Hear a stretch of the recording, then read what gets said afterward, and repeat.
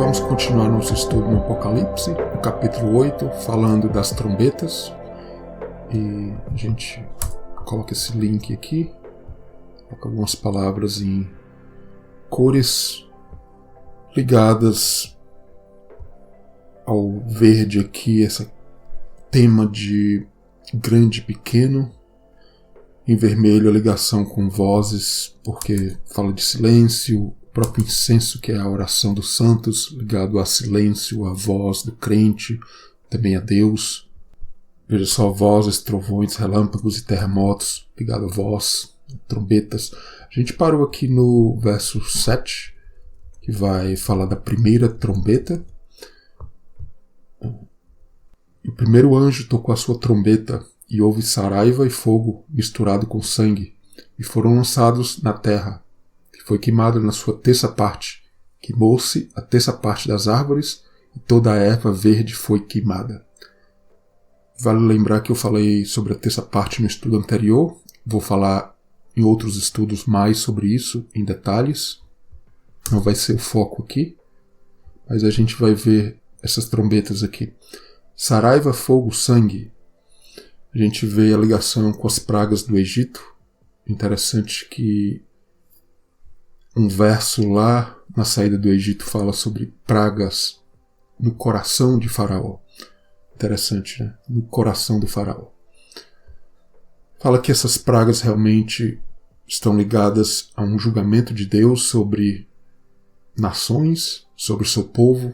Eu diria que as trombetas é até mais sobre o povo de Deus. É um alerta no Antigo Testamento, como a gente viu, um alerta para o povo de Deus contra o inimigo, contra a obra do inimigo na igreja, por exemplo, nos nossos dias.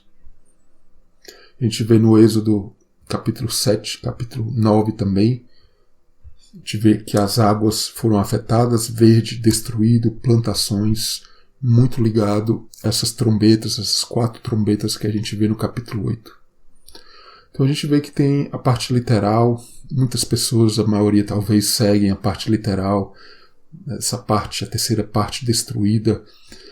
Eu me lembro, há muito tempo atrás, Jacques Cousteau mencionava muito o trabalho desse pesquisador e que mostrava como grande parte, ou até a terceira parte do verde já tinha sido destruída, a humanidade tem destruído e coisas do tipo.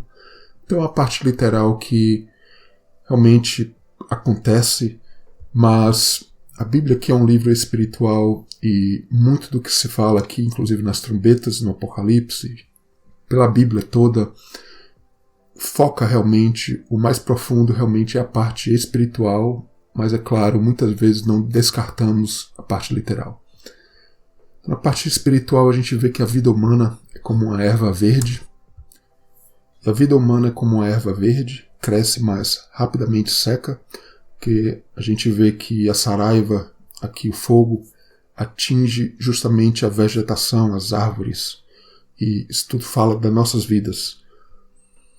E tudo isso nas trombetas que a gente vai vendo é para que a nossa vida espiritual, nossa grandeza própria seja removida, para que um novo céu, nova terra, né, que tem um significado simbólico da terceira parte, que é Jesus crescer em nós. Provérbios no capítulo 3, no verso 18, a sabedoria de Deus é o quê? A árvore de vida para os que dela tomam. No Apocalipse 22 a gente vê novo céu, nova terra. Aqui no Apocalipse 8 a gente vê uma destruição do céu, da terra. A gente ainda vai ver sol, luas, estrelas. A gente vê o verde, vê as águas.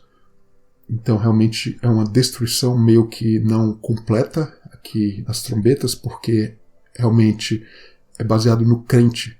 Deus quer corrigir o crente, a igreja, para que a gente possa estar plenamente na sua presença e participar desse reino, né, no presente e vindouro, esse reino de Deus. E a saraiva então é um julgamento, basicamente o inimigo em nós removido. Tem alguns versos aqui no Salmo 148 e também no Salmo 18.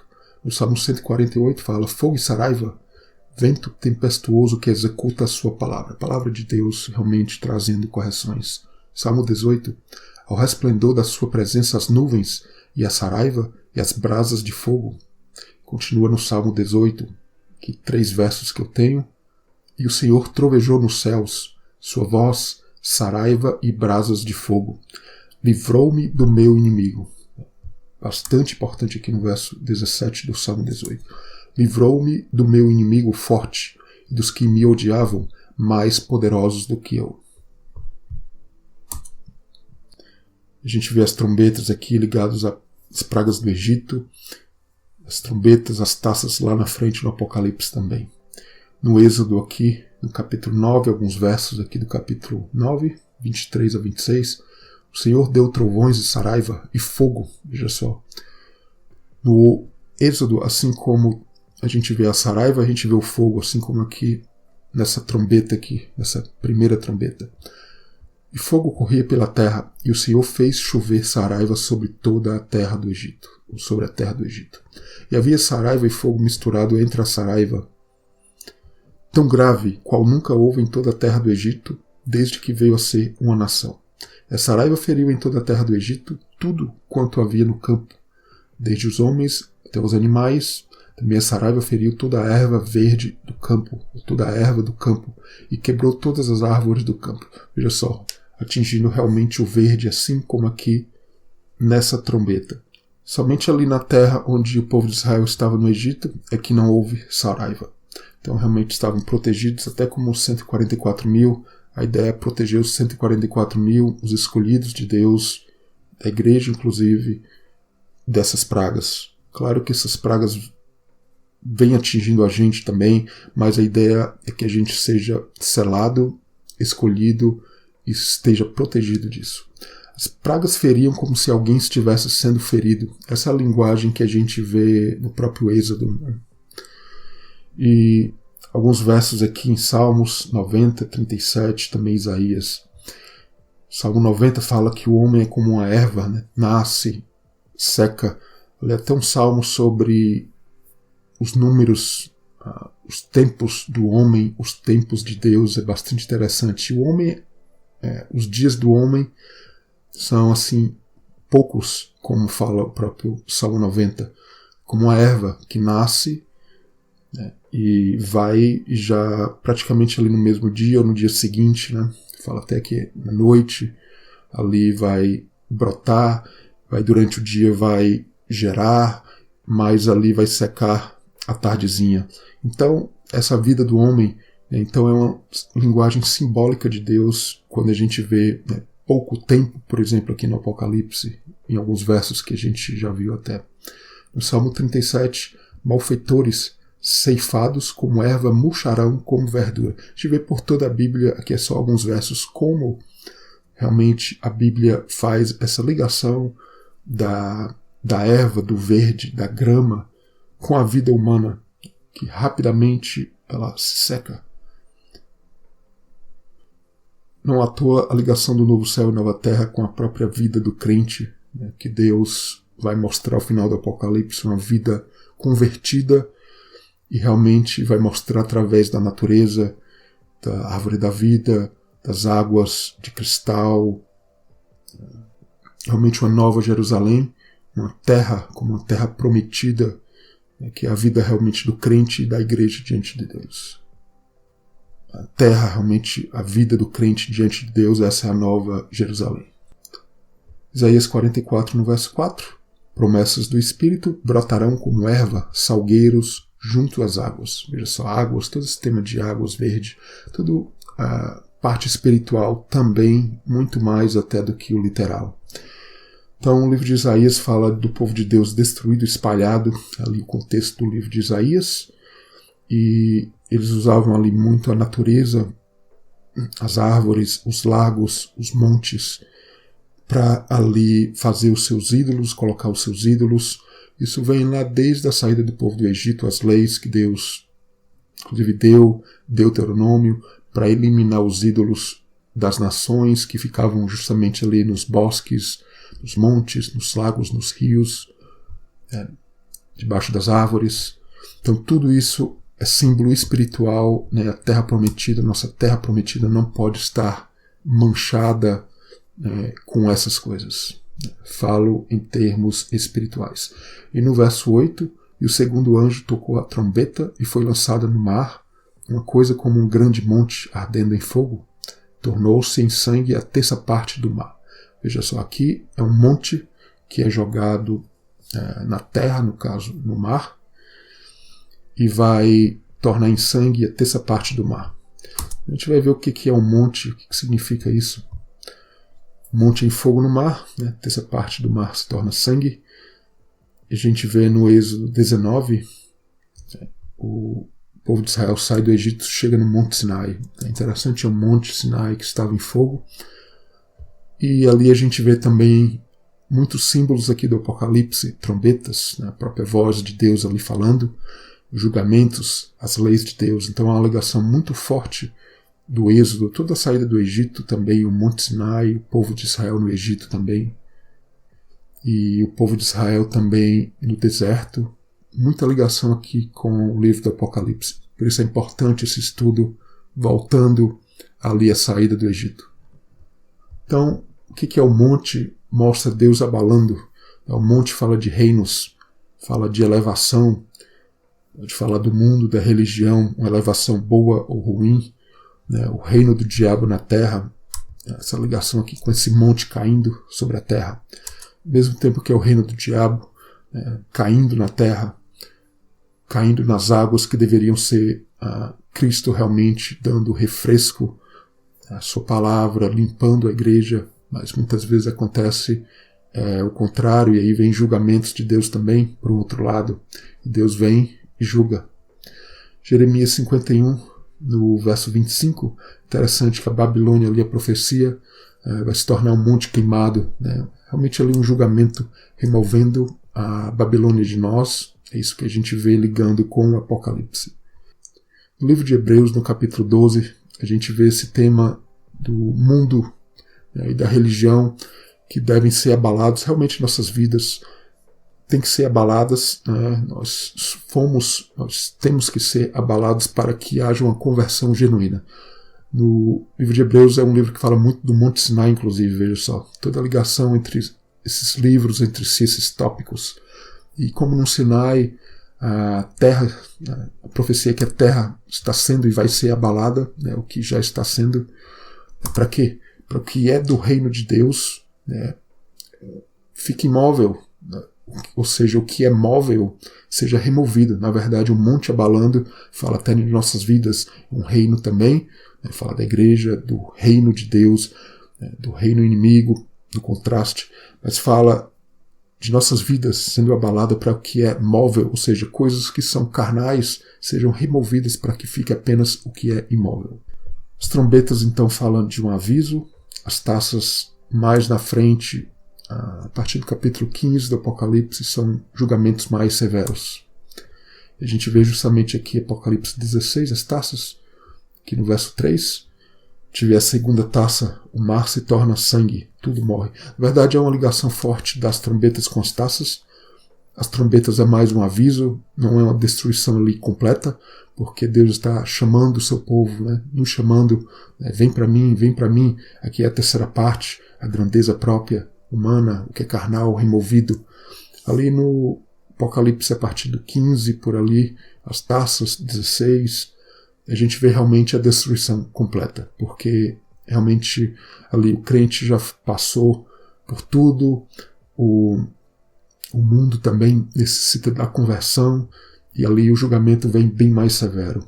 Apocalipse 16, no verso 20, a gente vê ilhas e montanhas fogem. Então há uma forte relação das trombetas com as taças. Tem até um vídeo, um estudo sobre o quiasma, e uma das coisas que eu mostro em um dos slides é justamente a ligação das trombetas com as taças. A gente vai vendo praticamente um a um as trombetas e as taças se ligando entre si. Então a grandeza celestial desse monte, e sol, lua, estrelas, montes, águas atingidos aqui nas trombetas, e fala do governo, da religião deste mundo abalados em julgamentos. Claro que vai julgando a religião, nossas vidas, os crentes mesmo, mas também com isso o próprio mundo vai vendo, né, julgamentos que vão acontecendo nos nossos dias, e individuais também, e pessoas eventualmente, o que acontece? Há uma conversão também do próprio mundo, né? E o mar de sangue, né, fala da destruição da alma, da vida do crente, do que tem vida ali no mar. Né? O mar é um ambiente inabitável para humanos, né? Muitas vezes fala de um julgamento, né, de um mar revolto do coração do crente, inclusive se a gente vê Ezequiel fala sobre isso. Mares fala de fronteira, até nos dias de hoje, países são separados muitas vezes por águas, por mares. Então o Evangelho também tem esse tema do Evangelho ser espalhado pelo mundo, ser ultrapassado essas fronteiras. Então no Gênesis 1, na criação, versus ali o Mar Vermelho, no Êxodo, a gente vê essa questão da terra seca. Ali o Êxodo, o mar se abre, se torna em terra seca. Então essa ligação também com o Apocalipse, se não me engano, Apocalipse 21, no verso 1, a gente vê que o mar já não mais existe. Então os julgamentos de Deus já não mais existirão. É um símbolo do mar, né, das tempestades do mar, né, que na verdade a gente tem que estar livres disso, e as trombetas trazem julgamentos. Então o comércio, fala de comércio, a mercadoria, Jesus, seu evangelho, a gente vê no Novo Testamento de Paulo, por exemplo, ali sempre cruzando o mar, navios, usando barcos, né, para levar o verdadeiro evangelho. Então aqui até Ezequiel 27:4, falei ali, coração do mar. Existe pelo menos outro verso em Ezequiel também que mostra isso, né, ali o termo literalmente é o coração do mar, o meio do mar, às vezes a tradução coloca, mas é literalmente o coração do mar. Ele fala de temas de comércio, né, mercadorias que Tiro, por exemplo, mercadorias ali de locais que faziam ali, foram importantes para a construção do templo. Então é um comércio que no livro do Apocalipse esse tema é explorado, Apocalipse 18, por exemplo. A gente viu também nas 7 igrejas, e fala da Babilônia e das suas mercadorias, né? Muito ligado ao templo, ao contraste, né? As mercadorias, as falsas mercadorias da Babilônia, as falsas mercadorias da Babilônia, utilizando ali navios, mares, navegantes ali, e em contraste realmente com o templo de Deus, as mercadorias, o ouro, as pedras preciosas, etc. Então realmente esse monte ali no mar fala de uma verdade destruída. Infelizmente a religião joga a verdade muitas vezes nas profundezas, lá no Sheol, e é ali que a gente vai, se a nossa verdade estiver lá, no abismo.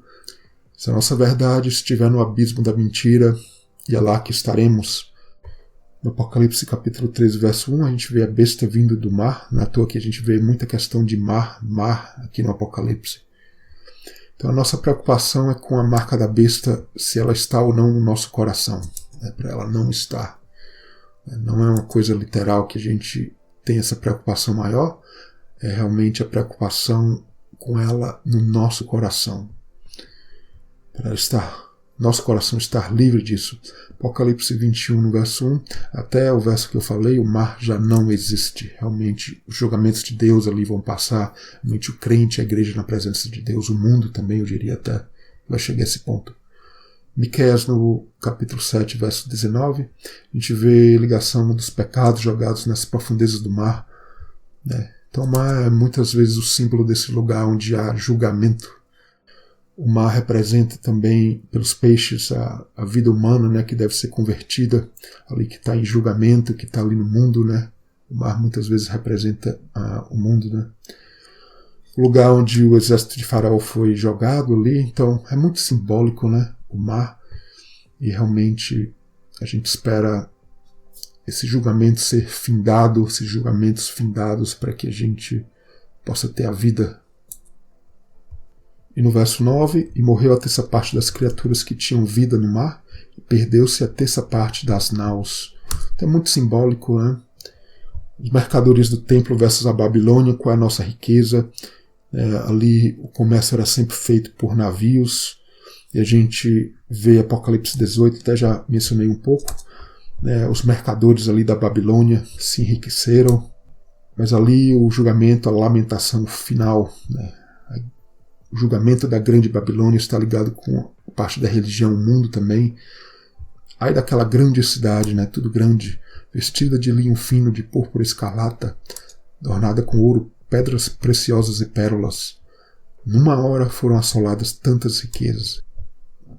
Aqui nas trombetas, no início, no verso 1, a gente viu a meia hora de silêncio. Aqui, em uma hora foram assoladas, realmente em uma hora, né, rapidamente, mas ao mesmo tempo que fala a metade aqui, Apocalipse 8, meia hora de silêncio, realmente é um silêncio, a oração do crente, é um tempo realmente de buscar Deus. Há essa metade, essa divisão ali é completo, né? É uma hora.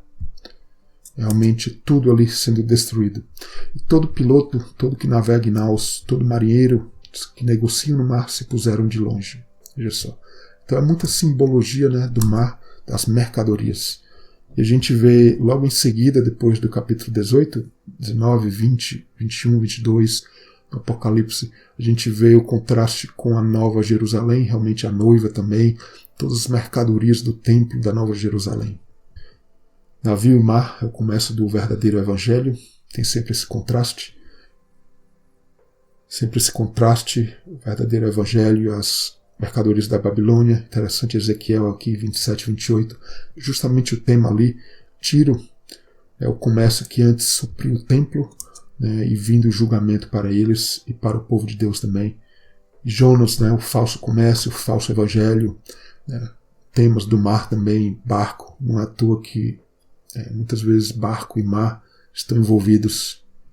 Jesus, Paulo no Novo Testamento, os apóstolos, discípulos, sempre viajando, usando barcos, o mar, sempre eles viajando ali, Paulo, Jesus, os discípulos, com debaixo do braço ali, a palavra de Deus, ou no coração, uma mercadoria preciosa que era Jesus para passar às nações. Então, Ezequiel é interessante, vamos ter estudo mais sobre Ezequiel. Ezequiel mostra a profecia do comércio, a ligação com o povo gentil, né? Fala de Tiro, como Tiro ali que foram usadas para suprir o templo de mercadorias, de várias mercadorias ali para o templo. E fala desse evangelho sendo espalhado, né? Embora isso venha com julgamentos. Né? A gente para aqui. No verso 9 a gente continua em seguida.